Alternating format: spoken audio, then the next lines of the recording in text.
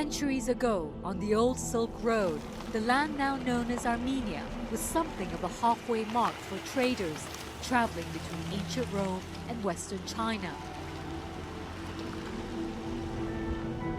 The road must have been beautiful, but certainly not easy.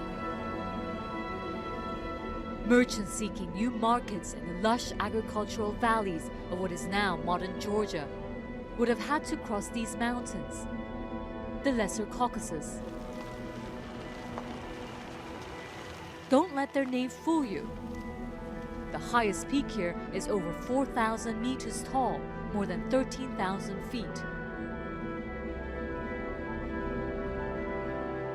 Today, this modern highway makes the drive easier. The scenery is stunning, and everywhere you look, there are ruins of empires past. We pass an abandoned Soviet copper smelter. Later, high in the hills, a Byzantine-era church.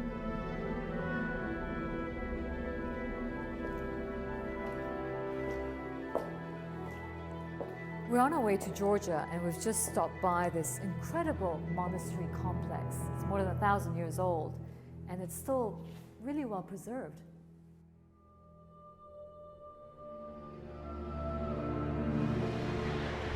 We cross the border. Eventually, the mountains fade away, and the road becomes flat. Then, some 5 hours after leaving Yerevan, we arrive in Georgia's capital city. Tbilisi's got this fascinating mix of architecture. You've got the 19th century European-style buildings that you see over here, the Soviet-era architecture, of course, and then the medieval churches that you see dotted along the entire landscape in Georgia. It's absolutely beautiful. Tbilisi was founded in the 5th century, centered around natural hot springs.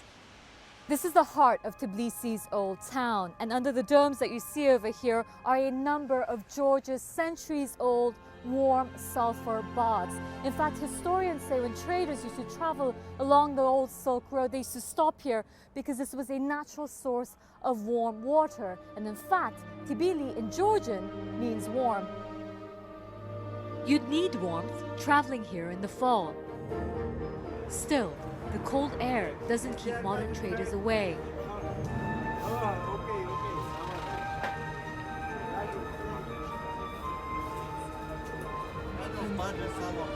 This is one of Tbilisi's most famous markets, where vendors hawk old household items. There's antique chinaware and old Soviet pins and medals. But everywhere you go in Tbilisi, there's one commodity you see again and again: wine.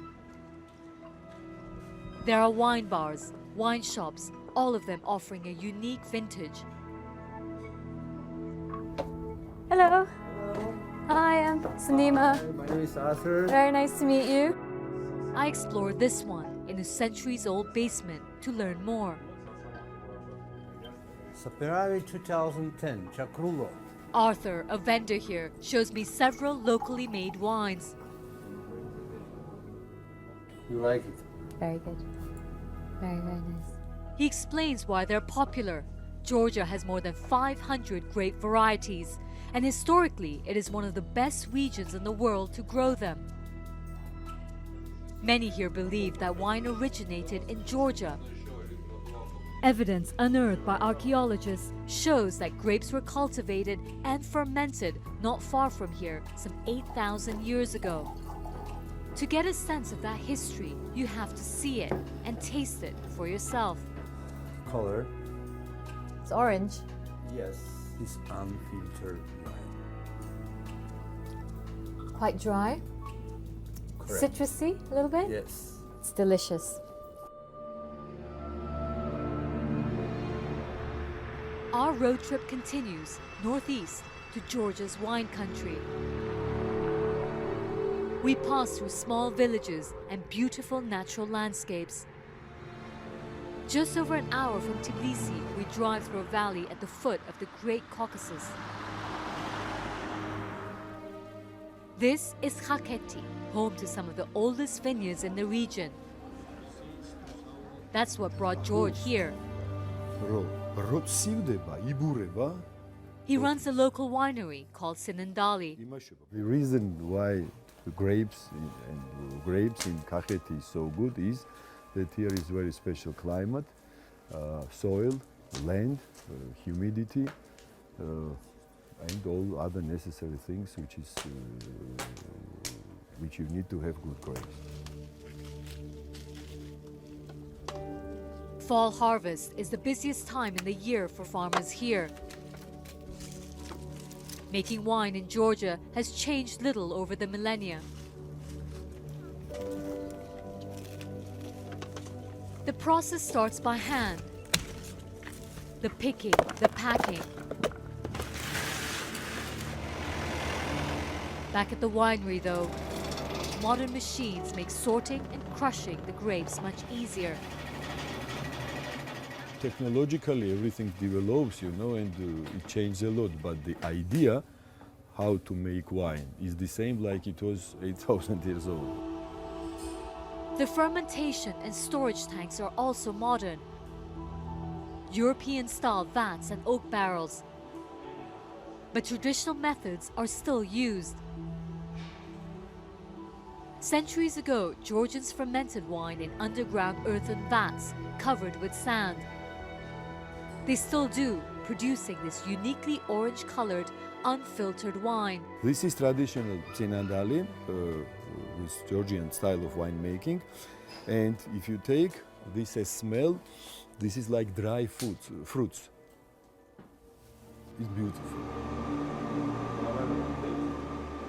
George also distills grappa, known as cha-cha. They also make candy, what locals call Georgian Snickers, roasted walnuts on a string.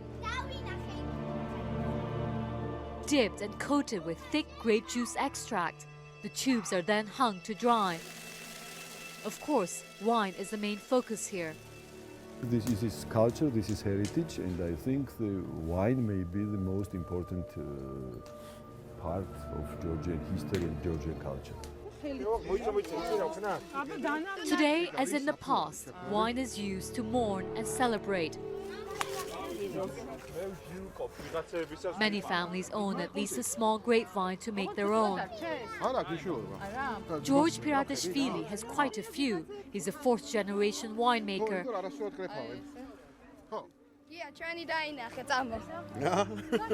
This gathering, though, is not business. We are finishing the harvest now, and there we go. It's kind of a celebration. Every fall, George and his wife Nino celebrate the end of harvest with friends and family. They pick the last grapes of the season. Then the real fun begins. Now we go in the wine cellar, and then we start to crush the grape. Stomping grapes is a traditional, if messy, way to extract the juice. It is stored for several months before you can drink it. Tonight, the family will drink last year's batch at another Georgian ritual, a supra or feast. Just like in the past, a toastmaster is assigned for every supra. We always need a leader to lead the table, to lead the supra, to lead the celebration, every celebration. And we have a toastmaster who proposes a toast.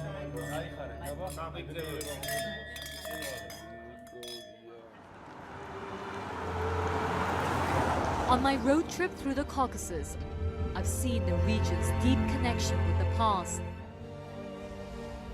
From wine to carpet making, to the cutting-edge technology of Armenia. Today, many young people here are now looking to the future, to new virtual highways that will expand this old Silk Road stopping point to the world more than ever. Next month, our journey continues, and we've got something a little different for you. We travel north of here, far to the north, to explore the unlikely trade ties between Silk Road merchants and the Vikings of Scandinavia. That's next on the Silk Road, past, present, future.